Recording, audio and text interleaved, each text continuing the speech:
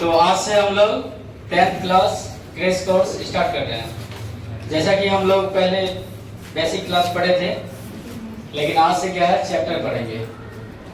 तो चैप्टर पढ़ने से पहले हम लोग 3 बातों पे ध्यान देंगे, ठीक है। लाइफ में है क्या, अगर 3 बात पे ध्यान दिया जाए तो वो अपने लक्ष्य को प्राप्त कर सकता है। चाहे वो स्टूडेंट के फील्ड में हो, चाहे वो जॉब के फील्ड में हो, किसी फील्ड में हो, 3 बातें मायने रखती है। नंबर 1 में क्या है, गोल।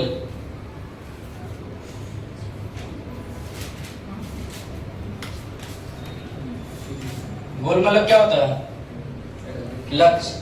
नंबर 2 में प्रायोरिटी, और नंबर 3 में स्ट्रेटजी।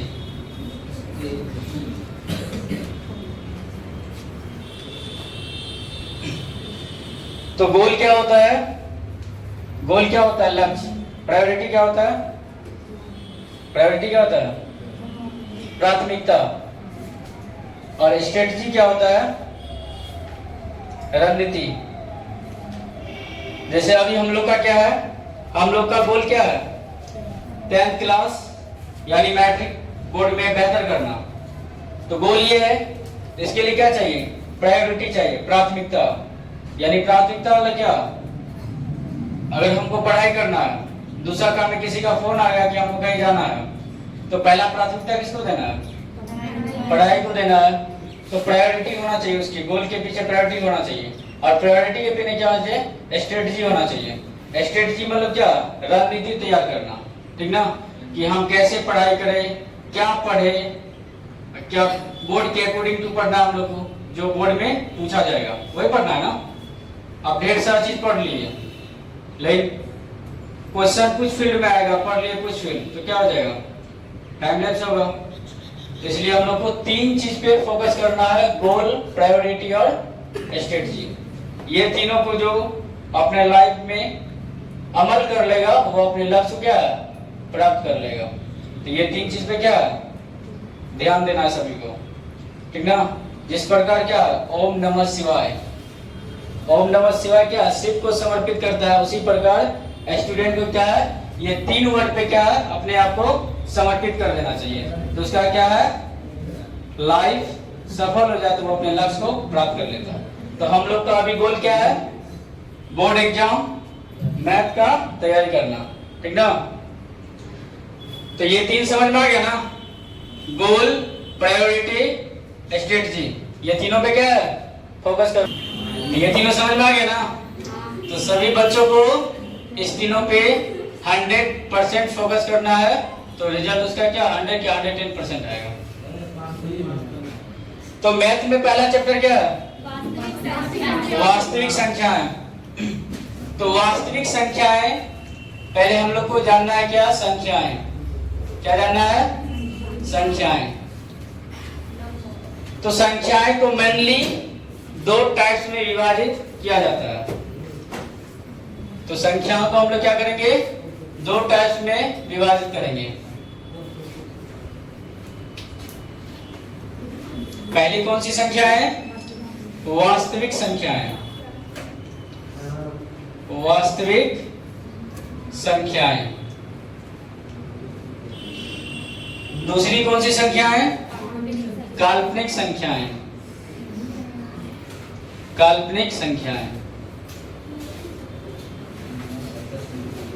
काल्पनिक संख्या इमेजिनरी नंबर,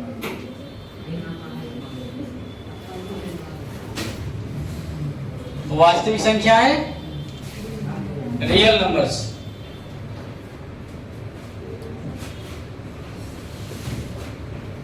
ठीक है। तो काल्पनिक संख्याएं आप लोग को 10th क्लास में, सॉरी 11th क्लास में पढ़ना है, 11th क्लास में। तो इसको अभी हम लोग उतना नहीं जानेंगे, बस थोड़ा सा जान लेंगे। रूट अंदर में जो माइनस निगेटिव संख्या आते हैं उसको बोलते हैं काल्पनिक संख्या। जैसे रूट -1, रूट -2, रूट -5, ये सब क्या हो गया, काल्पनिक संख्या। इसको आयोटा से सूचित किया जाता है। किससे? आयोटा। आयोटा मतलब क्या होता है? Root over -1। अगर हम लोग आयोटा स्क्वायर करेंगे तो क्या हो जाएगा?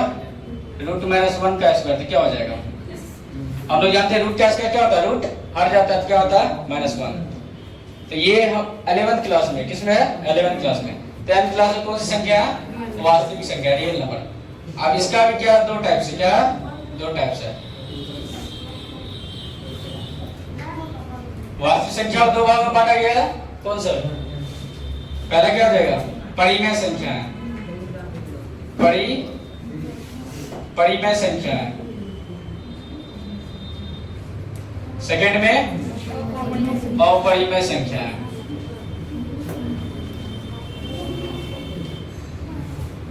नोट भी करना है। रेशनल नंबर,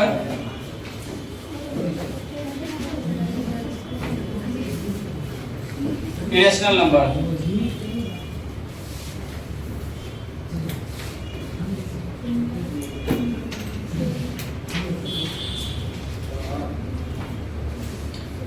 तो वास्तविक संख्याएं को दो भागों में विभाजित कर दिए, परिमेय संख्याएं और अपरिमेय संख्याएं। अब हम लोग जो है परिमेय संख्याओं के अनेकों टाइप हैं। एज फॉर एग्जाम्पल जैसे देखते हैं,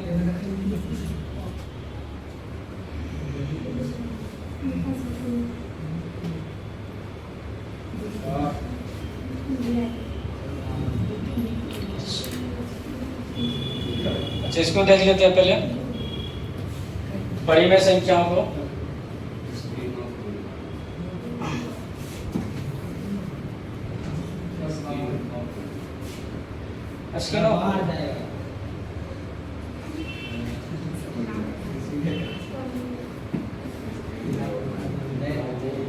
हो गया ना?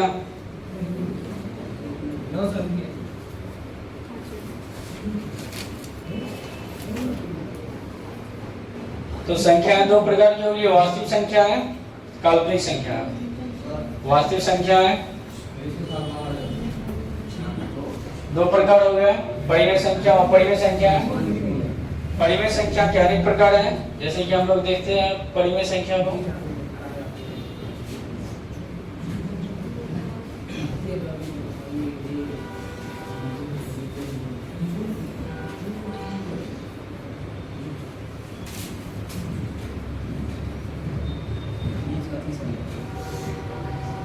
कॉपी हो गया इसका?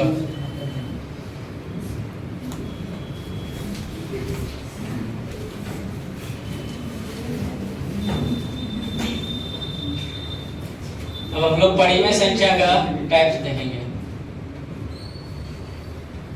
परिमेय संख्या है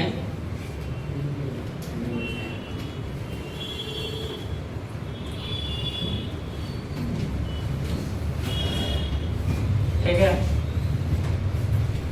रियल नंबर्स।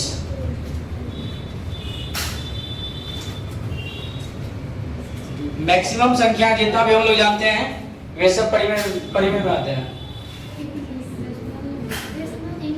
परिमेय संख्या ना, सॉरी रियल नंबर लिख दिया, सॉरी रेशनल नंबर। अच्छा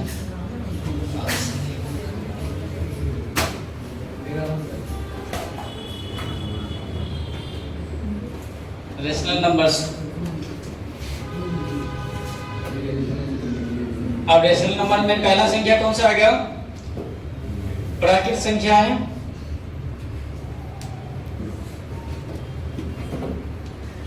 इसको क्या बोलते हैं? Natural number.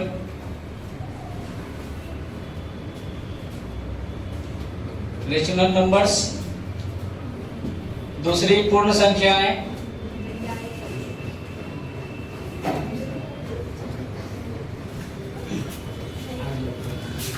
सम संख्याएं,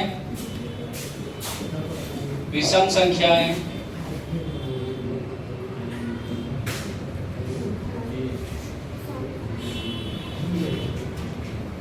अभाज्य संख्याएं,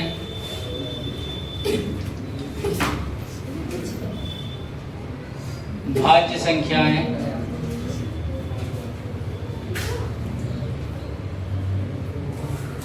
पूर्णांक संख्याएं,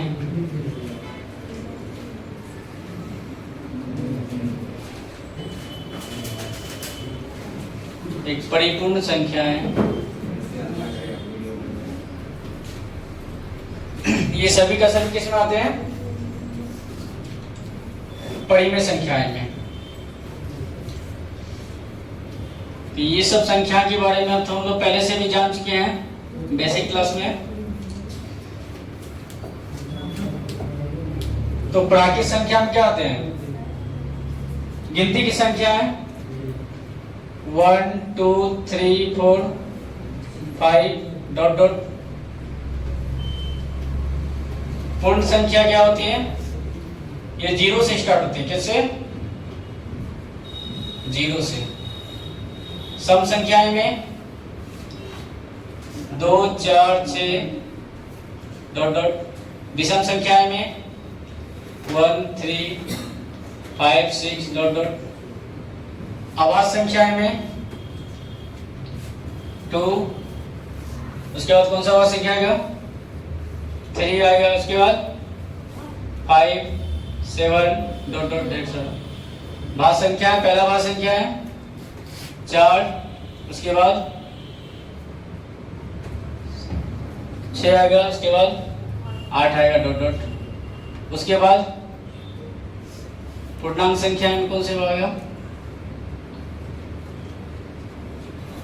पूर्णांक संख्या को लाइन रेखा में दिखाया जा सकता है, क्योंकि इसमें प्लस पूर्णांक संख्या भी होते हैं, माइनस भी होते हैं और 0 भी होते हैं। तो पूर्णांक संख्या को जैसा कि हम लोग लाइन में दिखा सकते हैं, ये यहाँ क्या आ जाएगा? 0। इधर क्या आ जाएगा? प्लस। प्लस आएगा। ये कहां तक? प्लस इन्फिनिटी तक। ये इधर लेफ्ट साइड क्या आ जाएगा? माइनस में। ये जाएगा माइनस इन्फिनिटी तक। तो ये हो गया तुम्हारा क्या हो गया? 0 इंटीजर नंबर। 0 integer number. ये साइड वाला क्या हो गया? पॉजिटिव इंटीजर्स,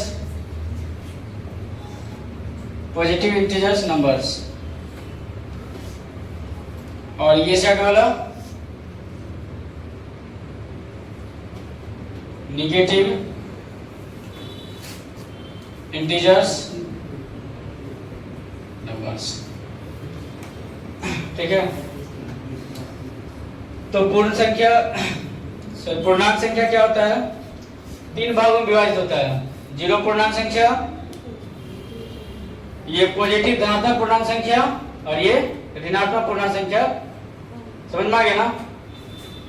तो ये पॉजिटिव है क्या? प्लस इन्फिनिटी तक जाएगा, ये माइनस इन्फिनिटी तक जाएगा। ना इधर अंत है ना ही इधर अंत है। जैसा कि हम लोग जानते हैं फर्स्ट नेचुरल नंबर क्या होता है? प्रथम प्राकृतिक संख्या क्या होता है? 1। प्रथम पूर्ण संख्या 0। और प्रथम सम संख्या। सम संख्या क्या होता है? ऐसे नॉर्मली हम लोग जानते हैं 2 होता है, ठीक ना? बच्चों सब के लिए 2 होता है, लेकिन आप लोग क्या हो गया? बड़े हो गए थोड़ा सा। तो जैसा कि पहले भी हम बता चुके थे, सम संख्या में पहला क्या आता है? 0 भी आता है। क्या आता है? 0 भी आता है। तो हम लोग यहाँ पे क्या है? 0 भी डाल सकते हैं। क्या कर सकते हैं? 0 भी क्या है? डाल सकते हैं, क्योंकि सम संख्या का डेफिनेशन क्या होता है? जिस संख्या क्या होता है? जो संख्या 2 से पूरा पूरा विभाजित हो जाती है। That number which is completely divided by 2। तो 0 को भी क्या? 0 भी 2 से डिवाइड हो सकती है ना? 0 में हम क्या 2 से डिवाइड कर सकते हैं, इक्वल टू क्या आ जाएगा? 0 कर सकते हैं ना? तो इसी कारण क्या है, ये सम संख्या में क्या है? 2 से तो स्टार्ट होता है नहीं। प्रथम सम संख्या पूछा जाए तो वह 0 आता है। क्या आता है? 0 आता है। और विषम संख्या तो जानते हैं, जो संख्या 2 से पूरा पूरा विभाजित नहीं होती है। तो 1 तो 2 से क्या पूरा पूरा विभाजित नहीं होगी, तो प्रथम विषम संख्या क्या हो गया? 1 हो गया। अब प्रथम आवास संख्या क्या हो जाएगा? 2। ठीक है। अब प्रथम भाज्य संख्या क्या हो जाएगा? प्रथम भाज्य संख्या क्या हो जाएगा? 4। और पूर्णांक संख्या हो गया, पूर्णांक संख्या 0 भी होता है, पॉजिटिव भी होता है और नेगेटिव भी होता है।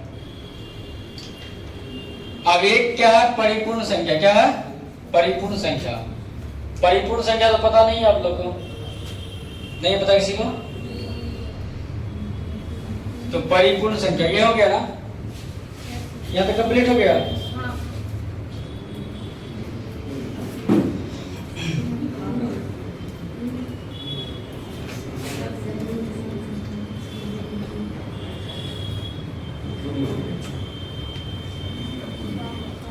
तो परिपूर्ण संख्या पे हम लोग देखते हैं।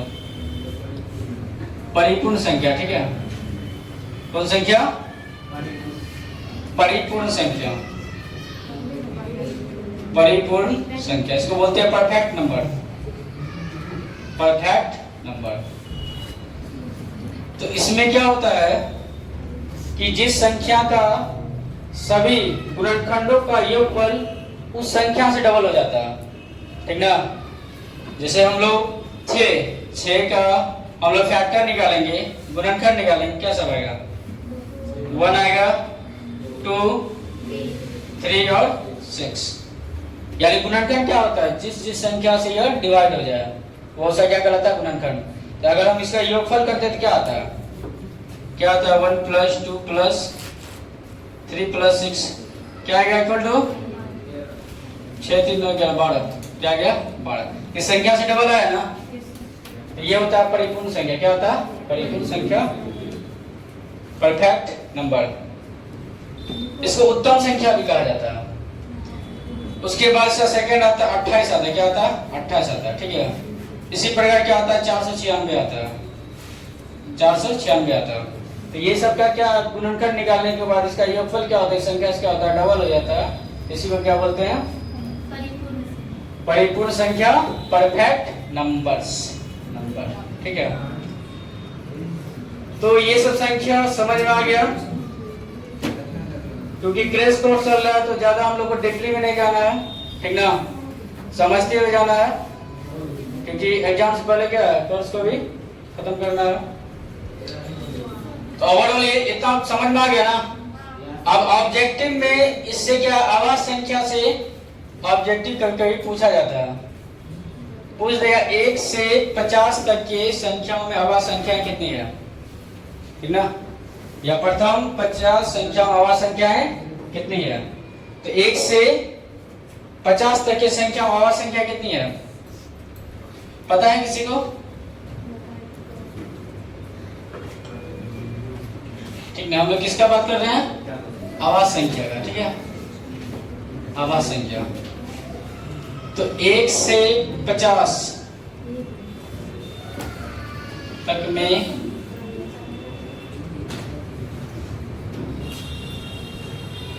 कितनी आवाज संख्या है? 1 से 50 तक में कितनी आवाज संख्याएं हैं? तो कितनी है? फिर 1 से 100 तक में कितनी आवाज संख्या है? 1 से 150 के बीच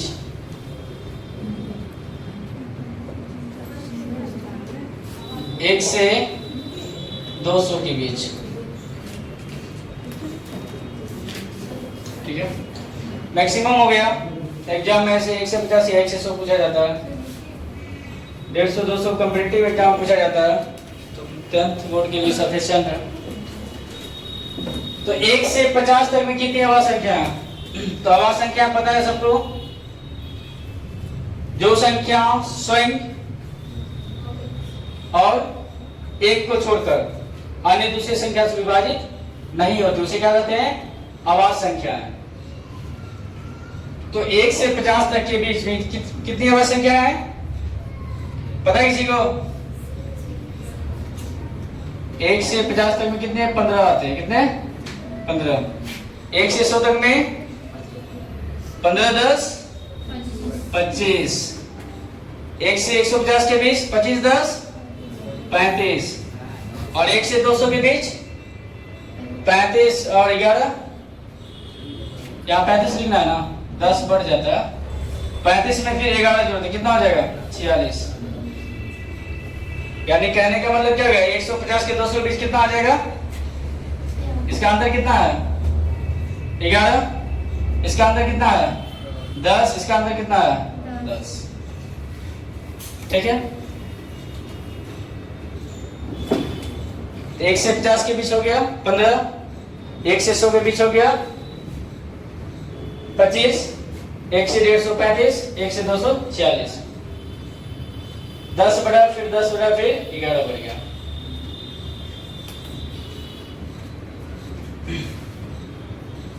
ठीक है, यहाँ तक।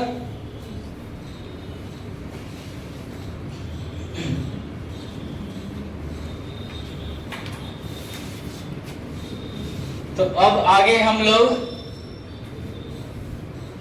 वास्तविक संख्या में हम लोग को पढ़ना है यूक्लिड विभाजन एल्गोरिथम। उससे पहले क्या है, यूक्लिड विभाजन क्या, प्रमेयिका, नॉट प्रेमिका, ठीक ना। हाँ, जिसको लेमा बोलते हैं, एक बार एग्जाम पूछ दिया था लेमा क्या है, ठीक ना। यहाँ तक कंप्लीट है ना, हो गया सबका क्लियर।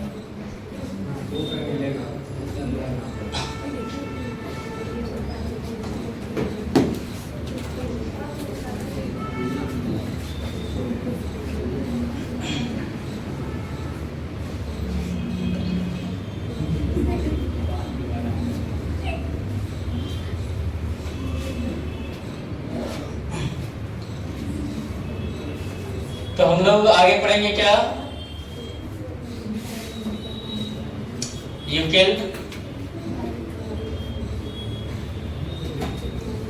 विभाजन प्रमेयिका। हाँ, प्रमेयिका, ठीक है,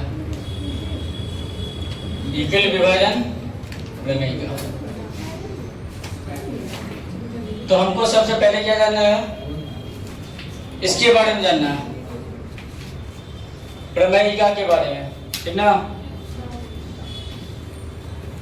तो प्रमेयिका, इसको क्या बोलते हैं, लेमा बोलते हैं। क्या बोलते हैं, लेमा। एक और ऑब्जेक्टिव पूछा गया था, लेमा क्या है, ठीक ना। तो लेमा क्या है, ठीक ना। तो लेमा क्या है, लेमा पूर्व सिद्ध किया हुआ एक कथन होता है। क्या होता है, यह जो क्या होता है, पूर्व सिद्ध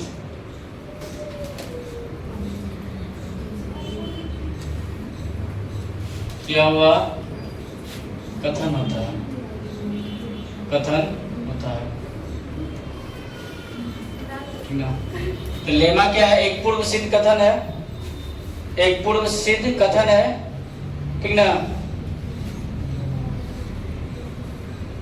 इसका प्रयोग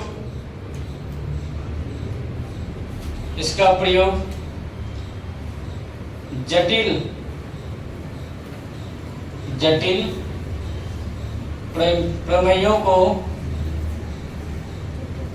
सिद्ध करने में किया जाता है, सिद्ध करने में किया जाता है, किया जाता है। तो लेमा क्या है, एक पूर्व सिद्ध कथन है जिसका प्रयोग क्या जटिल प्रमेय को सिद्ध करने में किया जाता है।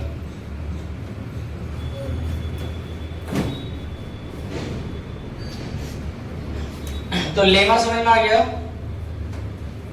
अब यूक्लिड विभाजन लेमा क्या है, यूक्लिड डिवीजन लेमा,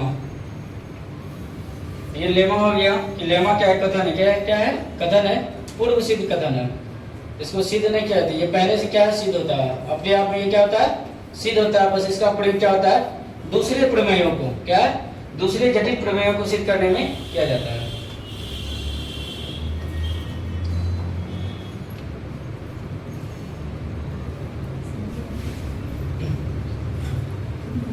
ठीक ना? तो लेमा समझ में आ गया ना?